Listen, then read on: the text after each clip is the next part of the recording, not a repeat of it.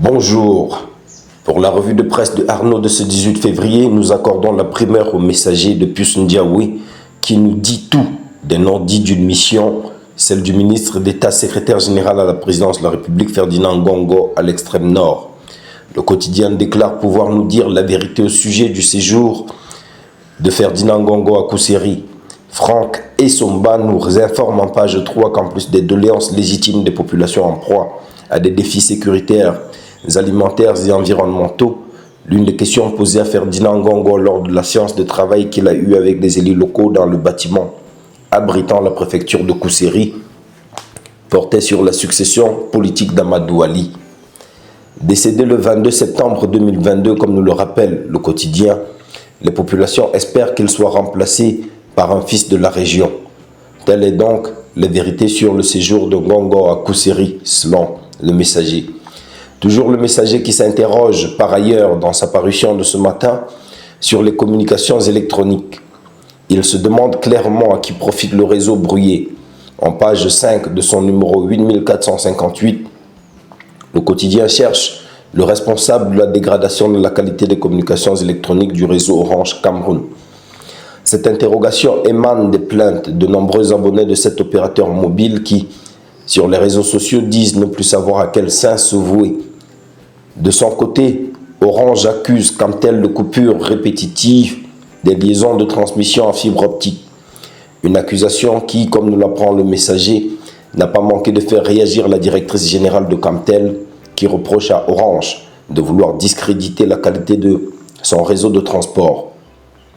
Elle dénonce par ailleurs l'entêtement de Orange Cameroun à vouloir rester sur la fibre noire sur laquelle Camtel n'a aucune visibilité. Camtel se refuse donc de porter la responsabilité de la qualité du réseau chez Orange. S'agissant toujours de cette affaire de communications électroniques, Mutation nous parle ce matin de la fibre de la discorde.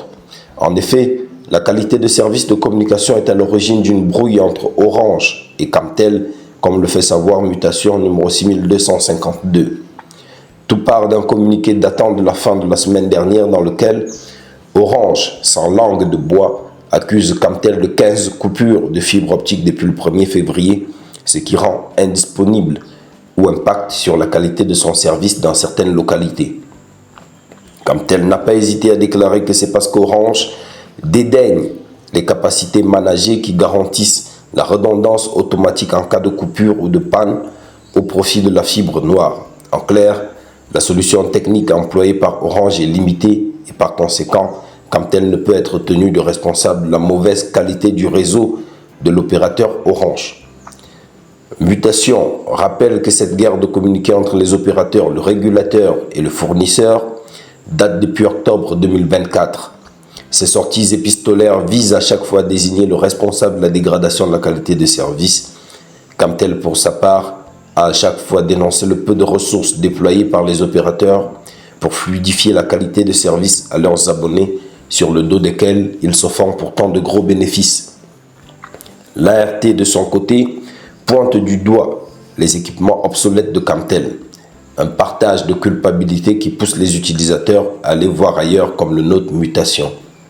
Dans sa parution de ce 18 février, toujours, Mutation nous parle d'une visite de clarification de l'émissaire de Paul Biya dans l'extrême nord.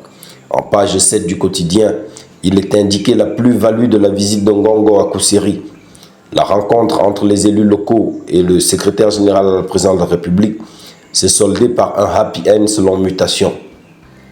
Malgré les éclats de voix, le journal note que cette visite a permis d'évaluer la situation socio-économique et humanitaire de la région. Cette visite a aussi permis de recueillir les doléances des populations de cette région. Sur ikiosque.cm, ce matin, le jour nous fait état de la grève à la Semri à Yagua. Les employés de la société d'expansion et de la modernisation de la riziculture Semri en grève réclament 5 mois de salaire et dénoncent des conditions de travail difficiles. Le lundi 17 février, ils ont dressé des barricades à l'entrée principale de l'entreprise. Ils exigent le paiement intégral de leurs arriérés de salaire. Cette grève est menée par deux camps idéologiquement distincts. Des modérés et pacifistes qui privilégient la voie du dialogue pour une sortie de crise et les radicaux. Un troisième camp juge illégale cette grève et le délégué à sa tête n'a pas hésité à enlever les barricades en début d'après-midi hier. Le directeur général de l'entreprise, quant à lui, a annoncé le paiement intégral de la dette sous haute instruction du président Paul Biya. Chers abonnés d'Afro TV, c'est tout pour la revue de presse de Arnaud de ce 18 février.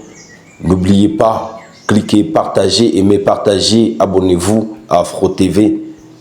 À bientôt pour une nouvelle revue de presse.